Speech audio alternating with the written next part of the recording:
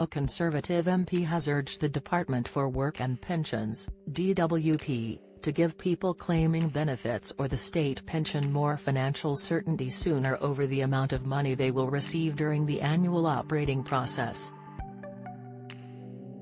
Nigel Mills MP, who is also a member of the Cross-Party Work and Pensions Committee, called for confirmation of new payment rates to be made shortly after the Chancellor delivers the autumn statement. During the debate on the motion to increase DWP benefits and the state pension on Wednesday, the Amber Valley MP suggested changing the benefits operating process to have a default increase by CPI, Consumer Price Index, and make the state pensions in line with the triple lock policy. He joined with the Labour Shadow Work and Pensions Minister, Alison McGovern MP, in describing the current system, whereby the Chancellor sets out a level of operating during the autumn statement and MPs approve it months later, as creating uncertainty. Chancellor Jeremy Hunt announced in November that benefits would rise in line with September's CPI inflation figure of 6.7%, and that the state pension would rise in line with the triple lock policy at 8.5%. Mr. Mills told MPs, "We have to use September's inflation for an April increase in benefits, and we have to have an operating order quite a while after the Chancellor has announced it in the budget." The Work and Pensions Committee recommended that the government bring these orders before the House earlier than February, so I commend the government. We are still in January.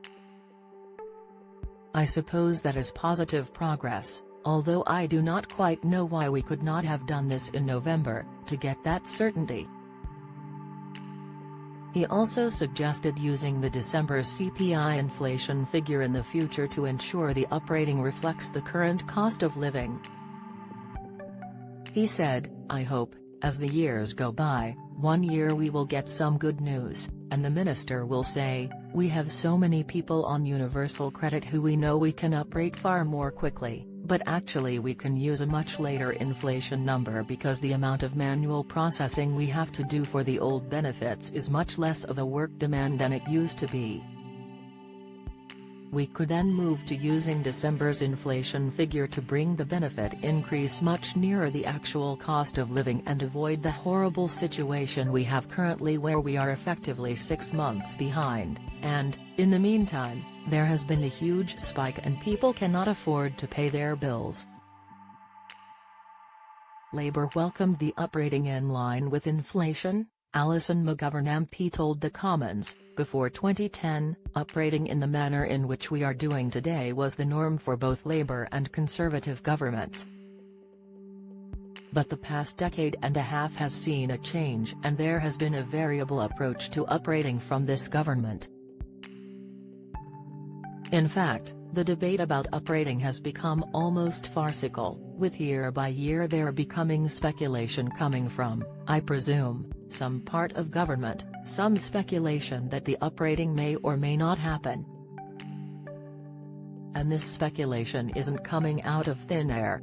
She added, "It causes immense amounts of distress and worry for people and it's almost as though there now has to be a campaign for the status quo normal, which I don't think is acceptable." DWP Pensions Minister Paul Maynard said, "It is right to increase the rate of these benefits by 6.7% in line with the increase in CPI in the year to September 2023. The 6.7% increase means that universal credit will retain its purchasing power in the broader context of the Prime Minister's delivered commitment to halving the rate of inflation." In his conclusion, Mr. Maynard said he was disappointed that some members viewed the process as a technical necessity. He said, "I don't call £90 billion of government funding a technical necessity at all. I think it is one of the largest extra amounts of spending the government will engage in any one particular year. The difference it will make to individual lives up and down the country is considerable." Get the latest Record Money news. Join the conversation on our Money Saving Scotland Facebook group for energy and money saving tips, the latest benefits news, consumer help and advice on coping with the cost of living crisis. Sign up to our Record Money newsletter and get the top stories sent to your inbox daily from Monday to Friday, including a special cost of living edition on a Thursday. Sign up here. You can also follow us on X, formerly Twitter, at @recordmoney_ for regular updates throughout the day. Join the Daily Records WhatsApp community here and get the latest news sent straight to your messages.